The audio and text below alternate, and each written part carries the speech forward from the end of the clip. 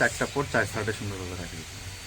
এটা মনে করেন এক্সারসাইজটা ঘুরে লাগালে তাহলে সমস্যা, তাহলে সমস্যা, হ্যাঁ তাহলে পোর্ট ধরে যাবে। কিন্তু এক্সারসাইজ এইভাবে রাখলে তো সমস্যা নেই। ওই উপরের দুইটা খুলে নাট দুইটা খুলে ফেলতে হবে, নাহলে নাটটা পরে খুলি, আগে আমরা চেক দিই নাকি।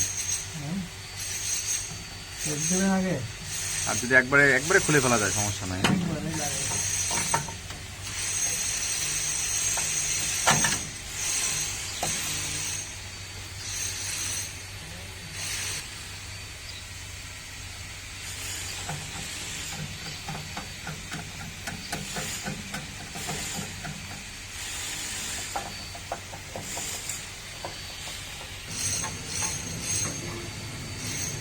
অপারেটর ভাই এদিকে আছেন।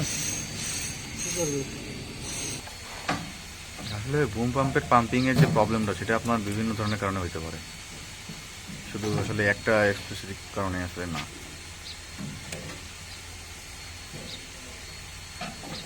অনেক সময় আপনার প্রবলেম থাকে, অনেক সময় অ্যাকুমুলেটরের প্রেশার কম থাকে, অনেক সময় চার্জিং পাম্পের প্রবলেম থাকে, অনেক সময় মেন পাম্পের প্রবলেম থাকে।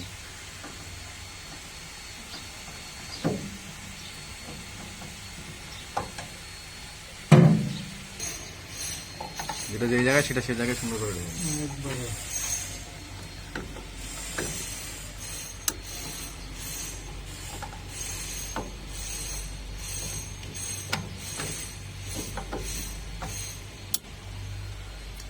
ওইটা তো কন্ট্রোলারটা ঠিকই আছে না, ওইটা কন্ট্রোলারের প্রবলেম ছিল, হচ্ছে আপনার পোর্টের প্রবলেম ছিল, পোর্ট মার খাওয়া আছে, যার কারণে আপনার ওই যে বাইপাস লাইন করা হয়েছিল 3টা, এই বাইপাস লাইন করা হচ্ছে।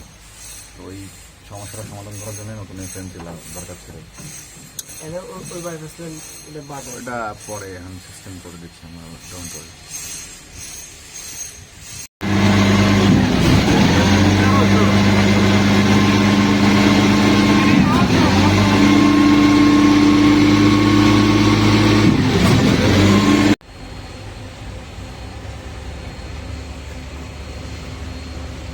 বাবা সব সাইনিস।